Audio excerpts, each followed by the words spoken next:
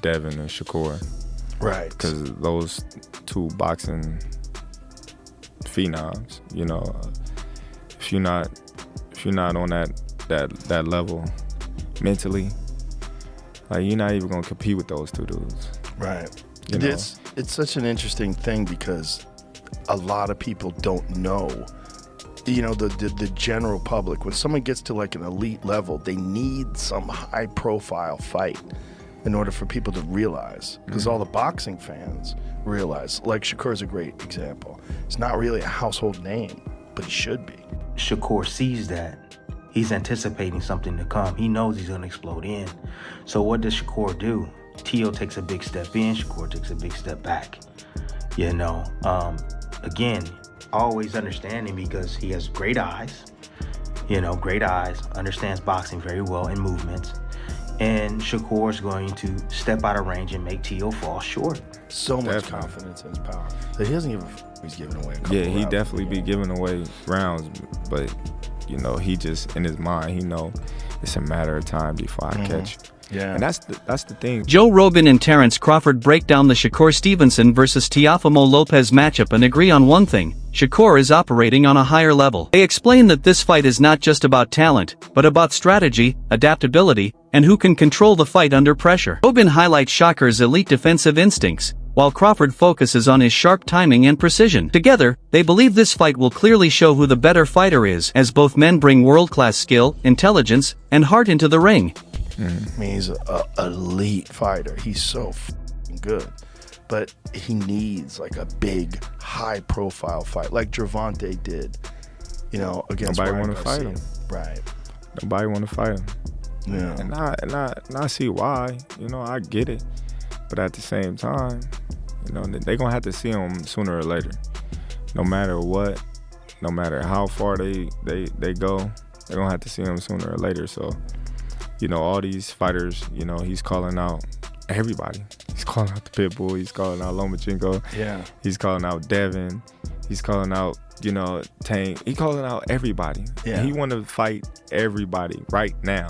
Right. You know, and that's a dangerous man when you know how talented he is, and he's motivated, he's focused, he's stay in the gym, he's a gym rat, he loves boxing to the core. Like, yeah, that's a dangerous man right now, because he got something on his mind that, you know, he wanna accomplish. And he's still very young. Yeah.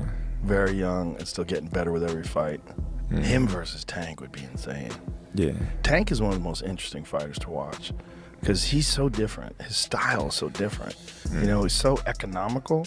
Like, he puts pressure on guys without throwing too many punches, and then starts to figure holes out, and the way he can explode and move in with one shot, my God. Yeah, he very explosive.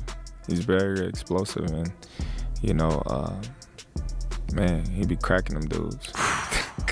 Joe Rogan goes deeper into Shakur Stevenson's defensive style, calling it truly special. He explains that Shakur's ability to read opponents, anticipate attacks, and control distance separates him from most fighters today. Rogan points out that this defensive intelligence allows Shakur to stay calm under pressure, avoid unnecessary risks, and punish mistakes efficiently. It's not flashy defense, it's smart defense, and that's what makes Stevenson one of the hardest fighters to beat in modern boxing. Best Philly shell since Floyd Mayweather. Yeah. His fucking defense was incredible. Yeah, defense, and he stayed, and that guy was putting the guy from Golden Boy, I can't remember his name, who he fought, but was just a good fighter and was really pressuring him.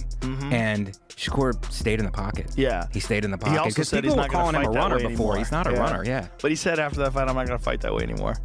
He said I took too many shots. Oh, really? Yeah, because he wanted to like put on a show and show everybody he's not just a runner. He could stand in the pocket. Right. Then he's like, why am I doing this? I'll box the shit out of these motherfuckers. Yeah. I mean, Which he's a silver I get medalist, too. that guy. Yeah. Oh, he's Yeah. elite. He's elite. Yeah. And just one of the best. Like, it's far. Greg Hackett offers a sharp analysis of Teofimo Lopez, focusing on the mental and physical balance in his game. He explains that Teofimo believes his best path to victory is through a knockout, using speed, power, and aggression to overwhelm opponents. notes. Hackett references the Lomachenko fight, where Lopez's hunger and intensity forced a cautious approach from a highly skilled champion. However, he notes that today's Teofimo is different. Fame and expectations have affected his rhythm. Lopez still has all the tools, speed, power, footwork, and confidence. He doesn't always combine them at the same time. Hackett believes that if Teofimo can bring everything together in one fight, he has the ability to beat Shakur Stevenson. Teofimo Lopez, mentally. For sure. You know what For I mean? sure. Teo talking about feel like he can get him out of there in 9. Do you feel like that's the only opportunity that he could do to get the victory is by getting him out of there and, not boxing Shakur? I'm gonna tell you this. When Teo fought Lomachenko, right? I'll tell you what it was. His strength, his speed, and his mindset, that fight was why Lomachenko was so hesitant to throw. Teo could do the same thing to Shakur, but now it's a different day. He wasn't as famous as he is now as he was back then. Back then he was more hungry. Cool. When he fought Lomachenko, he was hungry. Okay. You know what I'm saying? It's been a while since he's been really hungry and been really wanting to win a fight. I think this fight could be that, but his mindset, his focus, his strength and everything, he got to bring everything to the table. And he could beat Shakur because he has the ingredients. The problem is he can't put them together. Sometimes he show up with the speed without the power. Sometimes he show up with the power without the footwork. Sometimes he show up with the footwork without the mindset. You know what I'm saying? He be in pieces. If he bring everything to the table, he'll be cool. Yeah. Do you feel like that's the leader of the new school when it comes down to those two guys? No. The leader of the new school would be Abdullah Mason. The reason why, he's 21 years old. He's been pro for like 4 years. Tim Bradley delivers a veteran breakdown of the matchup, highlighting the contrast in fighting styles. He explains that Teofimo relies on explosive, twitch-based movements that create power in short, sudden bursts, making him dangerous and unpredictable. This aggressive style has earned Lopez a reputation as one of the hardest punchers in the division. However, Bradley warns that this approach carries risks against a disciplined boxer like Shakur Stevenson. Stevenson's strength lies in timing, defensive awareness, and precision, which makes it difficult for opponents to land clean shots. Bradley concludes that while Lopez's power and speed are real threats, Shakur's calm, calculated style could neutralize them. The feet is what gets you in position to be able to land those shots. Footwork is extremely important. When I look at both these guys and I look at Shakur's footwork, I look at Teo's footwork, and what I noticed about Teo's footwork in particular is that in order to be able to throw with the amount of power that he has, I've noticed with Teo, there's always a subtle pause before he actually explodes. And Teo's a guy that likes to explode into contact, like to explode into his opponents, man, to land his offense. Fast, twitchy type muscles, fibers, he's extremely fast. Some may say that, his twitchiness kind of reminds him of like Roy Jones' type of, movements, how quick he's able to close that distance on his opposition.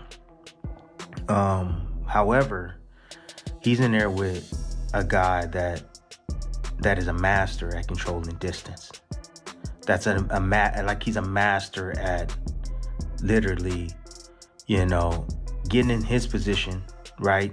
In the position where he wants to be and taking away your positioning. And with doing so, he takes away your feet, and that's why I think feet are going to be extremely important in this. If you can keep your opponent off balance, for instance, let me just give you an example. It's like Teo explodes. There's a subtlety before he explodes with his offense. And as soon as Shakur sees that, he's anticipating something to come. He knows he's going to explode in. So what does Shakur do? Teo takes a big step in, Shakur takes a big step back.